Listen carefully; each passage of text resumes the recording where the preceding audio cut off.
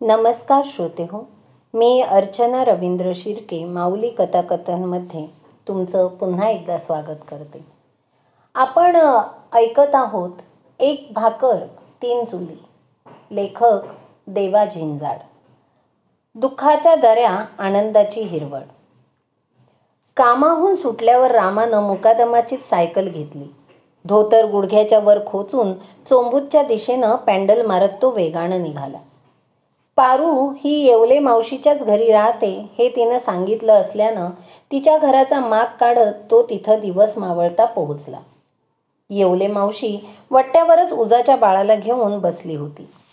गेल्या गेल्या तो तिला म्हणाला, काय मग, कशी आहेस मावशे? बरी हाय बाबा, तू कसं काय हाय? आज इकडे वाट कुठं चुकलायस? काय नाही, सहज आलोय बघ, तो थोडा चाचरतच बोलला. सहज नाही यायचा रामा तू, आणि मुकादम तुला त्याच्यावाली सायकल सहज कस काय देईल, नाही का? येवले मावशी थोडीशी टोचून बोलली. पाणी पिऊन रिकामा तांब्या उजाकडे देत त्यानं हळू आवाजात विचारलं, ते पारू कुठं दिसत नाही ग मावशे? कार ती गेली खुरपाया, पण तिच्या काय काम काढलं? काय नाही, ती कोणालाच न सांगता कामावर येईना, तेव्हा लईच गैरसोय झाली 2 दिवस स्वयंपाकाची, म्हणून मुकादमाने पाठवले तिला बघायला. त्यानं खरं कारण सांगितलं. ती का येत नाही ते विचार की त्या माजेल बोकडाला जाऊन, त्याला समद ठाव आहे. मेथीची भाजी नेसताना उजाकडं बघून येवले मावशी फनकाऱ्यातच बोलली. मला समजलं नाही ग मावशे, तू काय म्हणतीय ते? रामाला ह्यातलं काहीच माहिती नसावं असा अंदाज येवले मावशीला आला, म्हणून तिनं घडलेली सगळी हकीकत त्याला सांगायला सुरुवात केली. आर गोपा, ती बिचारी एवढी पळून आली की तुला काय सांगू. तिचा भरला संसार मोडलाय र. ऐन तरुणपणात तिचा नवरा गेलाय. वल्या झाडाला आग लागली तिच्या. सख्या चुलत दिरानी तिच्या पदरावर हात टाकला होता. त्याला भाव दिला नाही तर त्यांनी तिच्यावर नाही नाही ते घाण घाण आरोप केलं र. तिच्या लेकरांना ठार मारायची धमकी दिली. तिला पोरांच्या जीवासाठी स्वतःचं घर सोडावं लागलं. माहेराला सुधीक बहिणीच्या लग्नात हिची अडचण होईन म्हणून तिच्या आजोबांनी तिचा छळ केला. आता तर तिचं माहेर सुधीक तुटलं या. मग तिथून बी ती बिचारी बाहेर पडली आणि गावोगावी फिरत फिरत आपल्या पाटावर काहीतरी काम मिळण्या आशेने आली होती. तिच्या राहायची सोय नव्हती तर म्या आपल्या घरी तिला आसरा दिला. पण तिच्या तरुणपणाचा आणि देखणेपणाचा फायदा घेण्याचा डाव त्या हरामी मुकादमाने रचला. अगं काय बोलती मावशी, मला तर ह्यातलं काहीच नाही ग माहिती. रामा चिडला. तुला कसं माहीत असेल र बाबा, त्यो मुर्दा कुठल्या तोंडान सांगेन तू त्यांनी केलेले आगळीक. दोघं बोलत असतानाच पारू कामाहून आली. रानातून आणलेली शेपूची भाजी तिनं मावशीकडे दिली. 2.5 वर्ष रामानं पारूला खूप सांभाळून घेतलं होतं. बऱ्याचदा अनेक कामात मदत केली होती. त्यामुळं त्याला पाहून ओळख आहे असा चेहऱ्यावर भाव करून ती घरातल्या कामाला लागली. तिला पाटावर काम करणाऱ्या सगळ्याच पुरुषांचा तिटकारा वाटू लागला होता. रामानं आधीच सगळं रामायण ऐकलेलं असल्यानं कामावर का येत नाही असं पारूला विचारायची त्याची हिंमतच झाली नाही. त्यानं आणलेला 1 आठवड्याचा पगार कोपरीच्या खिशातून काढून नोटा मोजताना तिला म्हणाला, पारूबाई, हा तुला मागच्या आठवड्याचा पगार द्याया आलतो मी. बर द्या मावशिक, ती त्याच्याकडं न पाहताच बोलली. येतो मी, असं म्हणून त्यानं सायकल काढली. तेवढ्यात येवले मावशी म्हणाली, थांब रामा, 4 घास खाऊन जा. तू यावानी चांगला माणूस आमच्या घरला पुण्यांदा कवा येणार हाय? नाही ग मावशे, मला जाया पाहिजे. मुकादम बोंबलन मपल्या नावानी. खड्ड्यात गेला त्यो मुकादम. असली गुलामी करण्यापरीस तू रानात जा रोजानी कामाला. असल्या भंगारान वाईट चालीच्या माणसाच्या हाताखाली काम करण्यापरीस गावगाव फिरून गारी गारी. येवले मावशी रागातच बोलली. मावशे, तू बरोबर हाय ग, पण मी तरी काय करू ग? तुला तर हवं सगळं माहिती आहे. आपल्याला पूर्ण स्वार. बायको बी माहेरी गेली, ती पुन्हा आलीच नाही. आई हाय, ती थोरल्या भावाक गाडीला गावला असती या. मग काय करू घरी जाऊन, म्हणून राहतोय त्याच्याबरोबर. त्यानं हताशपणे मन मोकळं केलं. मला माहिती हाय रे तपलं सगळं. जाऊन दे, मरू दे, नको जाऊ वाला आज. इथं जेव आणि इथं झोप आज रातच्याला. येवले मावशीनं त्याला गळ घातली. नाही होय करता करता तो थांबला. पारू हे सगळं ऐकत होती.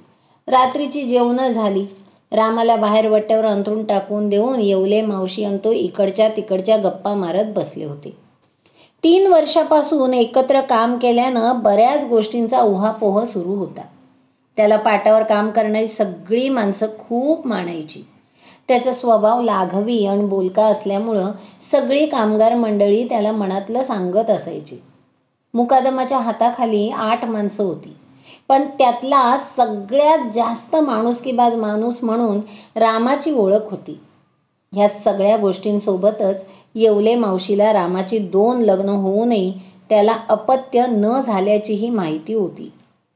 भयंकर थंडी सुटली होती. येवले मावशी अंगावर गोधडी घेऊन पाटावरल्या कामातल्या गमती जमती सांगत होती आणि त्याच्याकडूनही ऐकत होती. हे सगळं चालू असताना मध्येच येवले मावशी म्हणाली, मला याक सांग रामा, तू एवढ्या बारीला लगीन करून तर बघ. झालं पोर तर झालं, तेवढंच कुणी निपुत्रिक तरी नाही म्हणणार तुला. अगं मावशे, मपल्या संग कोण लगीन करणार आहे ग आता ह्या वयात?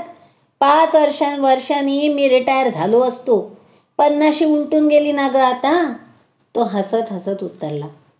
अरे रामा, आमच्या गावात मराया टेकलेल्या माणसानं लगीन केलं मागल्या साली आणि त्याला ह्या महिन्यात पोर बी झालं बघ. येवले मावशी हसत हसतच बोलली.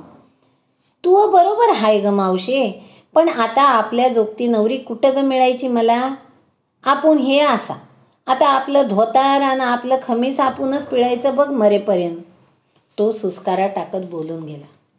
ते सोड, समजा तुला दिलीच एखादी नवरी बघून म्या, तर करशील का लगीन? बोल. येवले मावशीनं एकदम तोऱ्यात विचारलं. मावशे, कशाला म्हाताऱ्याची चेष्टा करीतीस ग तू? तो थोडासा हळू आवाजात म्हणाला. तू झोप आता रामा, मी करीते काहीतरी. तुला नवरी बघून देणार म्हणजे देणारच मी. येवले मावशी सपरात गेली. आतून कडी लावली. उजा लगेच तिला म्हणाली, कशाला ग आहे? त्याचं डोकं खाऊन पिडत होती ग त्यांना. म्या काय पिडलं ग त्याला? तेच ते लग्नाचं विचारून. उजा थोडीशी हसून बोलली. तिला उत्तर न देता येवले मावशी पारूजवळ जाऊन तिच्याशी बोलू लागली. पारू, ही बघ उजी काय म्हणतीय मला. कशाला पिडतीयस रामाला म्हणून? मपलं काही चुकताय काय ग?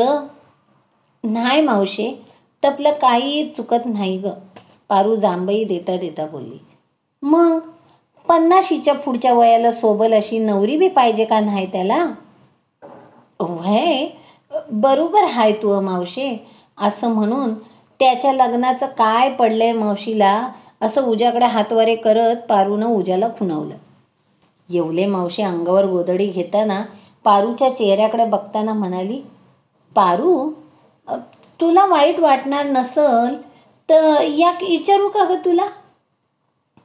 विचार की. तू तळणी ताटी बाई, अशी एकटीनं तुपलं आयुष्य कसं ग कणलं होणार राहीस? येवले मावशी काळजीच्या स्वरातच बोलली.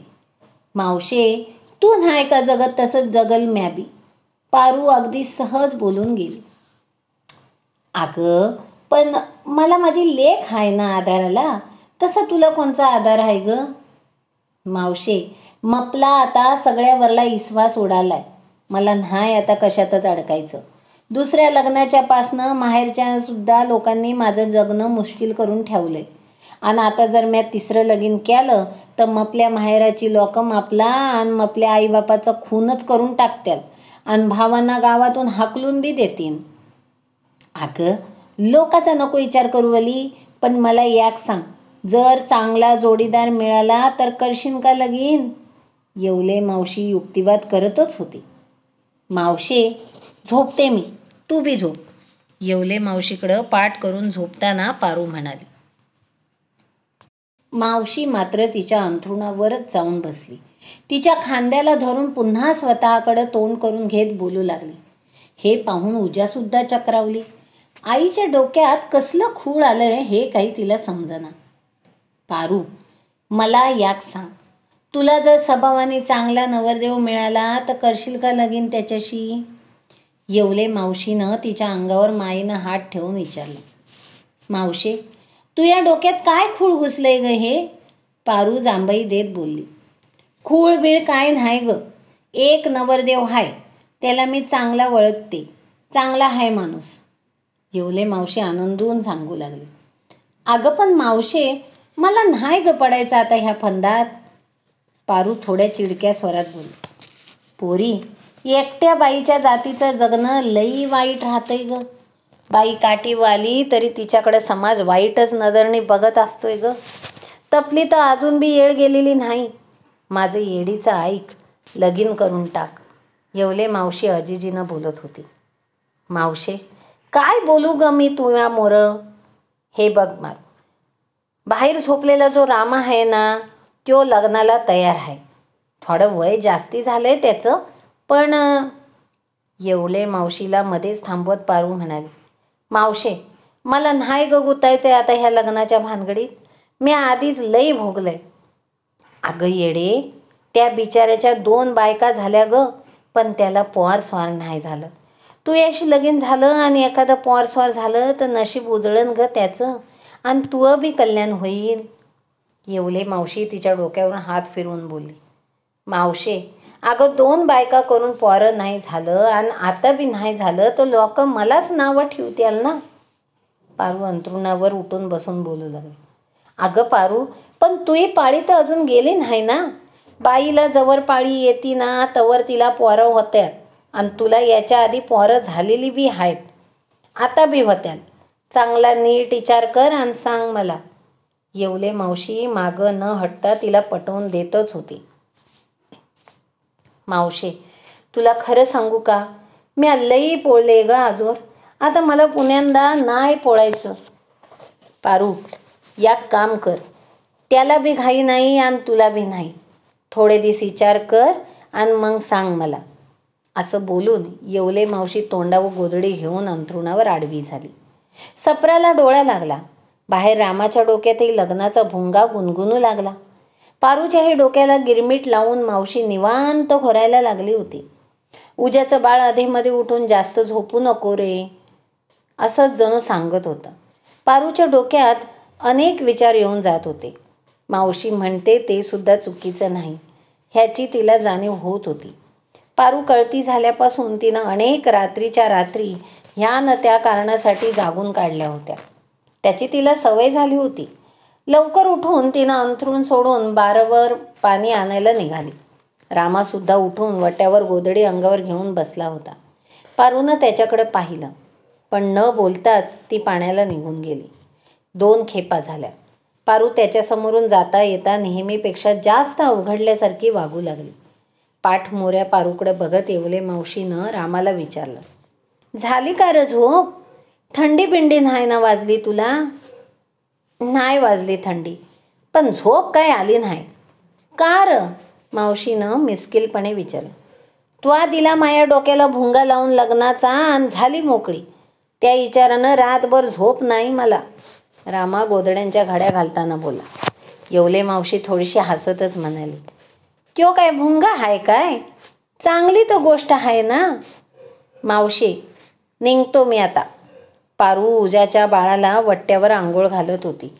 पोरावर पाणी टाकताना उजा पारूला थोडीशी लाडे लाडे हळू आवाजात म्हणाली. पारू, नवरदेव चाललाय बघ. परत बघाया मिळतोय नाही मिळतोय, नीट बघून घे. गपग येडे. खाली मान घातल्या घातल्या उजाच्या अंगावर पाणी उडून पारू हळूच बोलली. रामाला रात्री घरात झालेली चर्चा माहितीच नव्हती, त्यामुळं तो नेहमीसारखाच वागत होता. पण पारूला मात्र रामाशी लग्न करण्याची गळ मावशीनं घातल्यानं ती मात्र गोंधळल्यासारखी आणि लाजल्यासारखी वागत होती. फक्त खाली मान घालून चालणारी पारू थोडीशी लाजून बुजून रामाच्या समोरून जात होती. रामा निघाला. सायकलवर टांग मारण्याआधी मावशीनं पुन्हा रात्रीच्या चर्चेची आठवण करून लवकर निर्णय घेण्याची त्याला विनंती केली. हो म्हणून तो कामावर निघून गेला. पारू घरातलं सगळं आवरून रानात कामावर निघून गेली. पण तिचं दिवसभर कामात मनच लागेना. तिच्या डोक्यात सारखा लग्नाचा विषय घोंगावत होता. खुरपताना तिची पातं मागं पडत होती. सोबतच्या शेतमजूर बाया तिला विचारत होत्या, तब्येत बरी नाही का? नेमकं काय झालंय आज? तिनं कसा बसा दिवस भरवला. ती रात्रीही नीट जेवली नाही. तेव्हा मात्र येवले मावशीला काळजी वाटली. म्हणून तिनं पारूला विचारलं, काय ग, काय झालंय? लई गपगप हाय आज. काय नाही ग मावशे, असंच पोरांची आठवण झाली मपल्या. पारू जमिनीकडे पाहून बोलली, असं आहे काय? मला वाटलं की तुला लग्नाच्या विचाराने ताण आलाय का काय? नाही ग मावशे, पारू दाटल्या कंठानं म्हणाली. खरं खरं सांग पारू. येवले मावशी तिच्याजवळ जाऊन तिच्या खांद्यावर हात ठेवत तिला धीर देत म्हणाली. चिमणी बारीक करून जोराचा सुस्कारा सोडून पारू मावशीच्या जवळ बसून मन मोकळं करू लागली. मावशे, पहिल्या लग्नानंतर दुसरं लगीन दुसवट्यावर करून दिलं मपल्या आजोबांनी. लगीन करून देणारे नामानिराळे झाले, पण सगळं हाल मात्र मलाच भोगावं लागलं ना. आणि आता तिसऱ्यांदा लगीन करायचं म्हणल्यावर मला रातभर झोप नाही, आणि ते बी पुन्हा दुसवट्यावरच. चिमणी बारीक करून जोराचा सुस्कारा सोडून पारू मावशीच्या जवळ बसून मन मोकळं करू लागली. मावशे, पहिल्या लग्नानंतर दुसरं लगीन दुसवट्यावर करून दिलं आपल्या आजोबांनी. लगून करून देणारे नामानिराळे झाले. चिमणी बारीक करून जोराचा सुस्कारा सोडून पारू मावशीच्या जवळ बसून मन मोकळं करू लागली. मावशे, पहिल्या लग्नानंतर दुसरं लगीन दुसवट्यावर करून दिलं आपल्या आजोबांनी. लगीन करून देणारे नामानिराळे झाले, पण सगळं हाल मात्र मलाच भोगावं लागलं ना. आणि आता तिसऱ्यांदा लगीन करायचं म्हणल्यावर मला रातभर झोप नाही, आणि ते बी पुन्हा दुसवट्यावरच. कामावर बी मन लागल नाही आपलं आज. काय करावा ते कळे ना ग मावशे. वय ग पोरी, मला तुया सगळ्या दुःखाची जाण आहे ग, पण तुयासारख्या तरण्या ताट्या आणि देखण्या बाईनी इथून पुढचं उरलेलं आयुष्य कसं काढावं ग. म्हणूनच मला वाटतंय तुला लगीन करायला पाहिजे. आणि रामापरीच चांगला माणूस आपल्याला कुठं शोधून बी सापडायचा नाही. येवले मावशी हळव्या स्वरात बोलली. तू बरोबर आहे ग मावशे, पण लगीन म्हणलं की मला तू मोतूर आणि ते निम्म्या रातचं लगीन डोळ्यामोरं उभं राहिलं की लई वंगाळ आणि भयानक काहीतरी वाटतंय ग. अगं पारू, येडे का खुळी तू? आता त्या रीतिरिवाजाने कशाला लगीन करायचं आपुन्या? महादेवाच्या देवळात जायचं आणि तू त्याच्या आणि त्यांनी तुया गळ्यात पांढऱ्या चाफ्याची माळ घातली की लागलं लगीन. पारू थोडी रुळावर येते असं वाटून येवले मावशी एकदम मान बिन डोलावून आनंदानं तिला समजावून सांगू लागली. दोघींचं बोलणं ऐकून उजानं मध्येच एक शंका विचारली. आई, मला याक सांग, देवळात माळ घालून लगीन केलं आणि त्या रामादाच्या घरच्याने पारूला घरात नाही घेतलं, मग काय करणार ग ती बिचारी? अगं उजा, त्याला विचारणारं कोणीच नाही ग घरी. त्योच बिचारा आपला इकडं तिकडं तुकडं मोडीत हिंडतोय. येवले मावशी सहानुभूतीनं उतरली. मावशी, बघ बाई, आधीच लई सहन केलंय म्या, नाहीतर आगीतून उठून फुपाट्यात पडायचं पुण्यांदा. पारू पायावर दावं वळताना म्हणाली. नाही ग असं व्हायचं, मी त्याला चांगला वळखीते. येवले मावशीचा हुरूप वाढला. मावशे, आणि समजा त्याचा वस उजावलाच नाही, मग तो मला घराबाहेर तर नाही ना ग काढणार? पारू मावशीच्या मांडीवर डोकं ठेवत विचारू लागली. उजानेही तसाच सूर लावला. आणि ह्या गोष्टीला तर माझं मन धजावत नाही असं तीही म्हणाली. येवले मावशी मात्र स्वतःच्या निर्णयावर ठाम होती. तिनं निम्मी रात्र पारूला समजावून सांगण्यात घालवली. शेवटी झोपताना सांगू लागली. हे बघ पारू, म्या सुधीक बाईच आहे ग, पण याक ध्यानात ठेव, नवऱ्याविना बाई म्हणजे राखान नसलेली चिंचा असती या ग. कोणी बी यावा आणि दागोड मारून जावा, कोणी फांदी तोडून न्यावी तर कोणी चिंचेवर चढावं, पाहिजे तितक्या आणि तेवढ्या चिचा तोडून न्यावा. कोणी सालं वरडा बळबळ. लई अवघड राहतंय ग, मी गेले ग बाई ह्यातून. येवले मावशी एकदम रडवेल्या स्वरात पारूच्या डोक्यावरून हात फिरवू लागले. मावशे, रडू नको बरं तू, म्या बी ह्यातून गेले ग. तू म्हणशील तसा विचार करीन म्या. पारू तिच्या मांडीवरून डोकं उचलत तिच्या चेहऱ्याकडं बघत बघत बोलली. पारू, नुसता विचार नको करूस ग पारी. म्या तुया एवढी मागं लागले बी नसते, पण तुही ही जंगलात सापडलेल्या हरणीसारखी अवस्था मला नाही ग पगवत. तू कामाला वागीन आहेस, स्वभावाला लाकात एक आहेस, दिसायाला नाकशार आहेस, आणि त्यातल्या त्यात अशा तुया संकटाच्या वेळी रामासारखा माणूस देवावानी आपल्यासमोर लई नशिबानी आल्या. म्हणून माया मनाने जास्ती उचल खाल्ली ग. तू कल्याण होईन बघ. येवले मावशी डोळे पुसत पुसत पारूचा हात हातात घेत म्हणाली. वय ग मावशे. पारू ही मुसमुसू लागली. येवले मावशीनं संकटाच्या वेळी धावून येऊन पारूला आधार दिला होता. ती तिला खूप मानत होती. त्यामुळं पारूच्या डोक्यात नवा कोरा आणि तिसरा संसार पुन्हा बाळसं धरू लागला. आदल्या रात्रीची झोप लग्न करू नये ह्या काळजीने उडाली होती. तो दुसऱ्या दिवसाची झोप लग्न झाल्यावर नवा संसार कसा फुलवायचा आणि होणाऱ्या नवऱ्याला नातलगांच्या काळजात घर करून कसं राहायचं ह्या विचारानं हिरावली. ती विचार करू लागली की आजूबाजूची माणसं कशी असतील, ह्यांना पोटापुरती शेती असेल का, असेल तर त्यात पुन्हा काही वाद तर नसतील ना, नाही तर पुन्हा येरं माया मागल्या असं व्हायचं. ह्या सगळ्या बाजूने विचार करून करून तिला झोप लागत नव्हती. ती सारखी कूस बदलत होती. उज्या बाळाला पाजायला 2-3 वेळा उठली तेव्हा पारूची ही अवस्था पाहून तिलाही वाईट वाटलं. उज्या तिच्याजवळ जाऊन म्हणाली, पारू, अगं मला समजती या तुया मनाची अवस्था, पण असं जागून काही होणार आहे का? झोप आता. उद्या दिसभर लोकांच्या रोजदारीवर जायचं आहे तुला. वय ग, पण काय करू ग, झोपच लागत नाही मला. झोप वली तशीच, असं म्हणून उजाई अंथरुणावर पडली. त्यानंतर बरेच महिने निघून गेले. मावशी अधूनमधून पारूला लग्नाची आठवण करून देत राहिली. पारू व्हय न्हाय व्हय न्हाय करत राहिली. 1 वर्षाने पारू लग्नाला तयार झाली. येवले मावशीला लगेच पाय फुटले. पाटाच्या कामावर जाऊन धडकली. रामा कुठं आहे म्हणून चौकशी करू लागली. तेव्हा तिला पाटावर समजलं की मुकादमासोबत त्याचं काहीतरी बिनसल्यानं त्यानं त्याला कामावून काढून टाकले. रामा न भेटल्यानं मुकादमाला शिव्या देतच ती पुन्हा घरी आली. त्या दिवसाची फक्त एकच रात्र तिनं जाऊ दिली. दुसऱ्याच दिवशी ती सकाळी लवकर उठून रामाच्या गावाला चालतच निघाली. मस्केवाडी, अळकुटी अशी पायपीट करत ती घारखिंडीला पोहोचली. 10-12 मैलाचं अंतर चालल्यानं ती दमून गेली होती. रामाचं घर कुठं आहे म्हणून मांगवाड्यात तिनं विचारलं. तेव्हा त्यांनी असंच इथून खालच्या अंगाला जा, तिथंच मोठ्या पिंपळाच्या झाडाखालीच त्याचं घर आहे असं सांगितलं. तो घरीच होता. चुलीसमोर बसून भाकरी करताना त्यानं येवले मावशीला पाहिलं. त्यानं पटकन उठून पाण्याचा तांब्या भरून देत विचारलं, काय ग मावशे, लई लांब येणं केलं ग आज? कपाळावरचा घाम पदरानं पुसत दम खात मावशी सांगू लागली, आधी पाटावर गेलते बाबा, तिथं समजलं तुला काढलंय कामावून, तेव्हा आले इथं तंगडी तोडीत तोडीत. अगं मावशे, त्या दिवशी मुक्काम केला मी तुया घरी, आणि मग दुसऱ्या दिवशी त्यो लागला ना मला काही बी बोलायला. एकतर आधीच त्या पारूच्या प्रकरणामुळं तो माया डोक्यात गेलता. मग काय विचारला मी त्याला जाग, तर मग त्याने दाखवला त्याचा रंग आणि टाकलं मला कामावून काढून.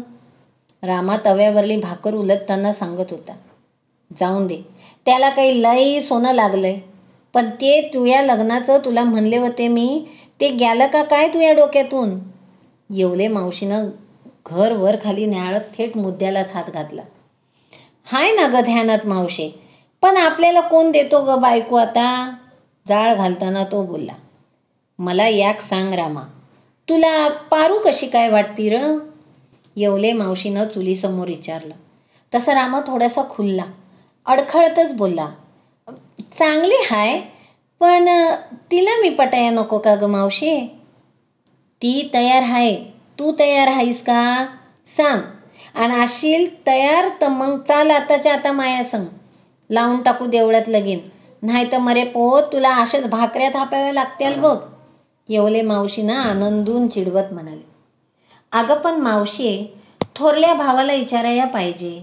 गाडील गावला जाऊन त्यानं अडचण सांगितली. त्यांना नंतर सांगू आपुन्या, आधी लगीन लावून टाकू. लई फाटं फुडीत बसला तर कधीच नाही होणार तुझं लगीन. उठ, भाजलेली भाकर बांध फडक्यात पाटकुनी आण निघू लगेच आपुन्या. येवले मावशी तोऱ्यातच हातघाईवर आल्यासारखी बोलत होती. काही कळायच्या आतच मावशीनं त्याच्या मनाचा ताबा घेतला होता. एका पटकुऱ्यात भाकर बांधून त्यावर कांदा आणि थोडं मिठाचं खडं घेऊन दोघंही चोंबूच्या दिशेनं भरभर चालत निघाले. घरी पोहोचता पोहोचताच त्या दिवसाच्या सूर्यानं साथ सोडली. पारू कामावून आल्यावर डोक्यावर आणलेली सरपणाची मुळे अंगणात टाकत तिने विचारलं, मावशे, 2 दिवस कुठं ग जातीस नुसती तू? मावशीनं तिला उत्तर न देता रामाला थेट घरात घेऊन नेलं. दिवाबत्ती केली. पारू रानातून आणलेली तांदूळक्याची भाजी निसू लागली. येवले मावशी उतावीळपणे तिला आत बोलावू लागली. कधी एकदा पारूला आणि रामाला समोरासमोर बसवून लग्नाबद्दल सांगते असं तिच्या जीवाला झालं होतं. बाहेरून पारू म्हणत होती, थांब मावशे, आले आले, थोडा उजेड हाय तर भाजी निशिते, परत दिसायचं नाही अंधार पडल्यावर. अगं बेसन भाकर करू आपुन्या, तू आधी आत ये लवकर. तिनं उंबऱ्यात येऊन मोठ्या आवाजात फरमान सोडलं. तेव्हा कुठं पारूनं उरलेली भाजी तशीच घमेल्यात घेऊन घरात आणली. आत येऊन लगेच चूल पेटवू लागली. मावशीनं तिला थांबवून तिचा हात धरून रामासमोर आणलं. खाली बसवलं. पारू एकदम अवघडल्यासारखी होऊन खाली मान घालून बसली. चिमणीच्या मंद उजेडात तिच्या गालावर आलेली लाज स्पष्ट दिसू लागली. मावशी दोघांच्या मध्ये बसून दोघांकडेही बघत सांगू लागली, हे बघा, मी एवढी वडावड करून दोघांना बी लग्नाला तयार केलंय. आता अजून बी तुमच्या मनात काही शंका असत्याल तर आत्ताच माया देखत एकमेकांना विचारून घ्या. दोघंही खाली मान घालून नुसतं ऐकून घेऊ लागले. कुणीच काही बोलना. खाली बघत फक्त भुईची किटाडं काढण्यात दोघांचेही हात गुंतले होते. बराच वेळ झाला तरी कुणी काहीच बोलत नाही हे पाहून येवले मावशी थोडीशी दरडावूनच म्हणाली, रामा, आयुष्यभर लई किटाडं काढायची आहेत. आता म्या काय म्हणते त्याच्यावर बोला, नाही तर उद्या काही वाईट वकट झालं की मपल्या नावाने खडं फोडत बसाल तुम्ही. नाही ग मावशी, पण तो थोडा चाचरला. पण काय र, येवले मावशीने विचारलं. ते मला एकदा मपल्या घारगाववाल्या 2 नंबरच्या बायकोला तरी एकदा विचारावं लागल ग. भावाचं जाऊ दे, पण तिला तरी विचारावं असं मला वाटतं या. तशी ती नाही म्हणायची नाही, पण तिला फक्त एकदा सांगावं तर लागल ना. आणि माई आई तर माया शब्दाबाहेर नाही. रामा थोडा हळू आवाजात बोला. येवले मावशी घाईत असल्यासारखं पटकन पुन्हा त्याला म्हणाले, असं सांग की मग, ये नको दौडू मग अजिबात. विचारून ये तिला उद्याच्या उद्या. परत नको बाबा डोसक्याला त्रास. चालेल मग, उद्याच जाऊन येतो मी घारगावला. बर, ये विचारून. पारू, तुला कोणाला विचारायचं असेल तर तू बी घे विचारून. येवले मावशी खूप घाईतच होती. नाही ग मावशी, तू म्हणशील तसं. मला कोण आहे ग तुझ्याशिवाय आता. हातातल्या बांगड्या पुढं मागं करत पारू म्हणाली आणि उठून स्वयंपाकाला लागली. तिच्या डोक्यात विचारचक्र फिरू लागले. पण बघू पुढच्या पुढं, जे होईल ते होईल असं म्हणून तिनं भाकरी थापल्या. भाकरी कोड्यास नेहमीपेक्षा गोड लागत होतं. येवले मावशी व्यतिरिक्त दोघांचीही रात्र नव्या संसाराच्या काळजीतच सरली. नव्या संसाराची नवी स्वप्न आयुष्य पोळून निघालेल्या दोघांच्या मनात रात्रभर फेर धरून नाचत राहिली. सुखाचे दिवस येतील आणि दुःखाच्या ह्या दऱ्या ओलांडून पुढचं आयुष्य आनंदाच्या हिरवळीनं पुन्हा हिरवगावर होऊन समृद्ध होईल असा विचार दोघांच्याही मनात दिवस उगवेपर्यंत रात किड्यांसारखा किरकिरत राहिला. दोघंही दुसऱ्या दिवसाची वाट पाहत अक्षरशः जागेच राहिले.